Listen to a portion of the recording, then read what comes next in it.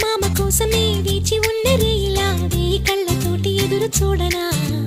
వానజల్లు కోసమే వేచి ఉన్న పైరులా గంపెడంత ఆశతోటి చూడనా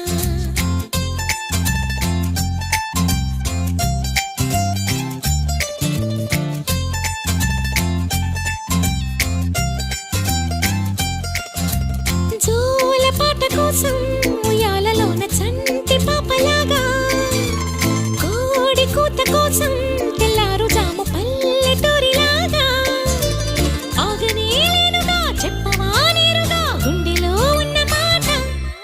ఏ ఒకటి రెండు మూడు అంటూ అరే ఒక్కో క్షణాన్ని నేను లెక్క పెట్టనా